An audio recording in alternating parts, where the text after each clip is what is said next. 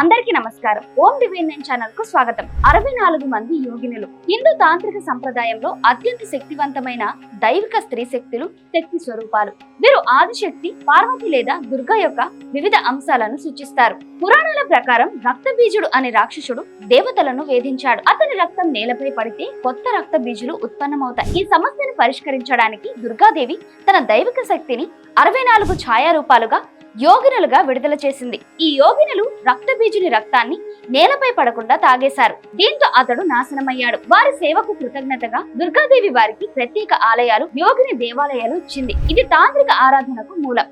యోగినులు సాధారణంగా భయంకరమైన రూపాలు, కొందరు జంతు ముఖాలు లేదా తలలు ఉంటాయి. శక్తివంతమైన సిద్ధులు, అణిమ, మహిమ, లఘిమ మొదలైనవి. యోగ తంత్ర నైపుణ్యం కలిగిన వారు భైరవులతో, శివుని రూపాలతో సంబంధం కలిగి ఉంటారు. వీరు సృష్టి, సంరక్షణ, నాశనం అనే అన్ని అంశాలను సూచిస్తారు. ప్రాముఖ్యత: 64 మంది యోగినులు. ఇది పూర్ణత్వం, కాస్మిక్ చక్రాన్ని సూచిస్తుంది.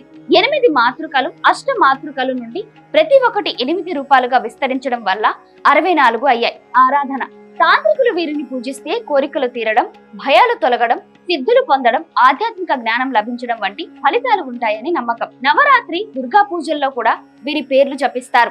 ఆలయాలు: ఇవి సాధారణంగా గుండ్రపు, ఆకాశం తెరిచిన ఆలయాలు. భారతదేశంలో ప్రధానమైనవి: హీరాపూర్ చిన్న అందమైన ఆలయం, గ్రనైట్ శిల్పాలు. రాణిపూర్, ఝరియాల్, ఒడిస్సా.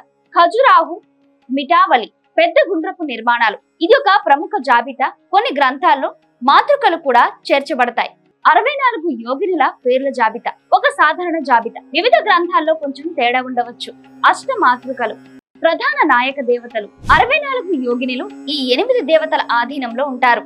బ్రాహ్మి, మహేశ్వరి, కౌమారి, వైష్ణవి, వారాహి, ఇంద్రాణి, చాముండ, మహాలక్ష్మి. 64 యోగినుల జాబితా సంక్షిప్తంగా: బ్రహ్మి వర్గం: బ్రహ్మి, మహావిద్య, సరస్వతి, అంబిక, గాయత్రి, సావిత్రి, వాగ్దేవి, ధీశక్తి. మహేశ్వరి వర్గం: మహేశ్వరి, రుద్రాణి, కాళి, త్రిపుర భైరవి, భవాని, శివదూతి, భైరవి, దక్షిణ కాళి. కౌమారి వర్గం: కౌమారి, స్కందమాత, సేనాని, శక్తి, కుమారి, గుహ్యకాళి, సుబ్రహ్మణ్య శక్తి, శక్తిదేవి. వైష్ణవి వర్గం: వైష్ణవి, నారాయణి, లక్ష్మి, మాధవి, గోవింది, విష్ణుమాయ, కామాక్షి, శాంతి. వారాహి వర్గం: వారాహి, ధూమావతి, బగళాముఖి, చిన్మస్త, త్రిపుర సుందరి, భువనేశ్వరి, తారాదేవి, కామేశ్వరి. ఇంద్రాణి వర్గం: ఇంద్రాణి, అహల్య, సచి, వజ్రాణి, తేజస్విని, స్వర్ణకాంతి, జ్వాలాముఖి, ఆదితి. చాముండ, కాళరాత్రి, కపాలిని, రక్తదంతిక, ఉగ్రచండ, భద్రకాళి, శూలిని, కాళి.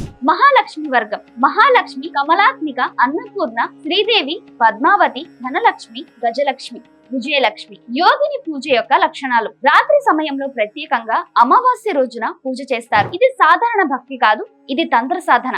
గురువు మార్గదర్శన తప్పనిసరి. సరిగ్గా చేస్తే ఆకర్షణ శక్తి, ఐశ్వర్యం, రక్షణ, అంతర్దృష్టి పెరుగుతుంది.